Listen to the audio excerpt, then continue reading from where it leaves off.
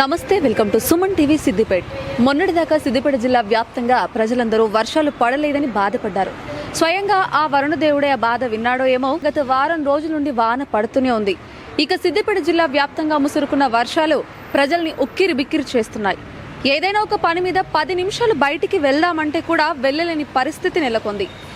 రోజు ఉద్యోగానికి వెళ్లే ఉద్యోగస్తులు గాని, కళాశాలకు గాని, పాఠశాలకు వెళ్లే స్టూడెంట్స్ కూడా చాలా ఇబ్బంది పడుతున్నారు. రోజు ఆటోలో, బస్సులో ప్రయాణం చేసే వాళ్ళైతే మరీ ఎక్కువగా ఇబ్బంది పడుతున్నారు. కనీసం ఒక 10 నిమిషాలు, ఒక గంట కూడా వాన గ్యాప్ ఇవ్వకుండా నాన్ స్టాప్ గా వర్షం పడుతూనే ఉంది. ఒకవేళ ఇదే పరిస్థితి గనక కొనసాగితే ఆల్రెడీ వారం రోజుల నుండి పడుతున్న వానకి నేలంతా తడిసి ముద్దైంది. ఇక 2-3 రోజులు ఇదే పరిస్థితి కొనసాగితే గనక వాగులు, వంకలు అన్ని కూడా పొంగి పొర్లే అవకాశం ఉంది.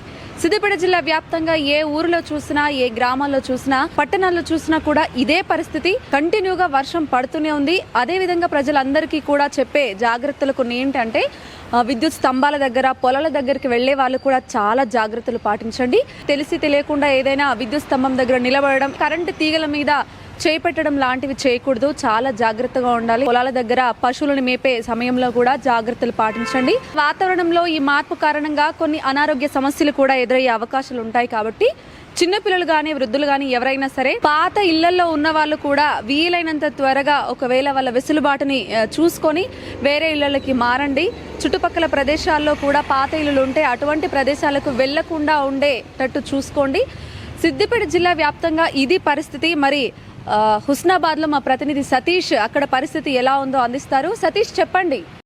Okay Sandhya, thank you. ప్రస్తుతం అయితే మనం హుస్నాబాద్ నియోజకవర్గంలో ఉన్నాం. హుస్నాబాద్ నియోజకవర్గ వ్యాప్తంగా కూడా గత 4 రోజుల కురుస్తున్న వర్షానికి మాత్రం అన్నదాతలు అయితే సంతోషాన్ని వ్యక్తం చేస్తున్న పరిస్థితి అయితే ఉంది. హుస్నాబాద్ నియోజకవర్గం పరిధిలోని అక్కెనపేట, కోహెడ, చిగురుమామిడి, భీమదేవరపల్లి, సైదాపూర్, ఎల్కతుర్తి మండలాల్లో కూడా వర్షాలు అయితే ఒక మోస్తారుగా కురుస్తున్నాయని చెప్పుకోవచ్చు. ఈ వర్షాలకు ఇప్పుడిప్పుడే జలకళను అయితే చెరువులు సంతరించుకుంటాయని చెప్పుకోవచ్చు. అయితే మనం ప్రస్తుతం అయితే హుస్నాబాద్ పట్టణంలోని ఎల్లమ్మ చెరువు వద్దనైతే ఉన్నాం. మనం చూసుకోవచ్చు, ఇప్పుడిప్పుడే ఎల్లమ్మ చెరువుకు అయితే జలకళ అయితే వస్తుంది. ఇక్కడ నీటిని చూసుకోవచ్చు. మనం ఇప్పుడిప్పుడే ఇక్కడికి నీరు అయితే ఈ చెరువులోకి వచ్చి చేరుతున్నాయని చెప్పుకోవచ్చు. హుస్నాబాద్ నియోజకవర్గానికి కూడా ఇది ఎల్లమ్మ చెరువు అంటే తలమానికంగా ఉంటుందని కూడా చెప్పుకోవచ్చు. మరోటి ఏంటంటే, హుస్నాబాద్ పట్టణంలోని సిద్దిపేట రోడ్లో గల కొత్త చెరువు కూడా జలకళను అయితే సంతరించుకుంది. ఇప్పుడు అది మత్తడి పడేందుకు కూడా కొత్త చెరువు సిద్ధంగా ఉందని చెప్పుకోవచ్చు. ఇక్కడ హుస్నాబాద్ పట్టణంలో ఈ వర్షానికి లైన్ నెంబర్ అయితే ఏర్పాటు అయితే చేయడం జరిగింది. హుస్నాబాద్ సమీపంలోని పందిళ్ళ వాగు వద్ద కూడా నీరు అయితే భారీగా వచ్చి చేరుతుందని చెప్పుకోవచ్చు. గత కొన్ని రోజుల క్రితం నేషనల్ హైవే పనుల్లో భాగంగా అక్కడ ఉన్న బ్రిడ్జిని తొలగించడం అయితే జరిగింది. ఇప్పుడు దాదాపుగా అక్కడ బ్రిడ్జి నిర్మించేందుకు కూడా అవకాశం లేకుండా పోయింది. ఎందుకంటే ఇక్కడ పడుతున్న వర్షానికి వాగులో భారీగా నీటి నిల్వ ఉండడంతో అక్కడ బ్రిడ్జి నిర్మించేందుకు మాత్రం అంతరాయం కలిగిందని చెప్పుకోవచ్చు. భారీ వర్షాలు కురిస్తే మాత్రం అక్కడికి సిద్దిపేటకు కానీ, హైదరాబాద్ కానీ రాకపోకలు నిలిచిపోయే పరిస్థితి అయితే ఉంది. గత 5 రోజులుగా కురుస్తున్నటువంటి వర్షానికి కూడా ముసురు పెడుతుండడంతో పాత ఇళ్లలో కానీ, పాడుపడ్డ ఇళ్లలో ఉండకూడదు, కూలిపోతే ప్రమాదాలు జరిగే అవకాశం ఉంటుందని, అలాంటివి ఇంకా ఎక్కడైనా ఉన్నా కూడా మాకు సమాచారం ఇవ్వాలని కూడా అధికారులు చెప్తున్న పరిస్థితి అయితే ఉంది. సంధ్య, ఓకే, థ్యాంక్ యూ సతీష్. చూసారు కదా హుస్నాబాద్ లో పరిస్థితి ఎలా ఉంది. మరి మానకొండ నుండి మా ప్రతినిధి భూపతి మరింత సమాచారాన్ని అందిస్తారు. భూపతి, చెప్పండి, అక్కడ ఏ విధంగా ఉంది పరిస్థితి? Thank you Sandhya.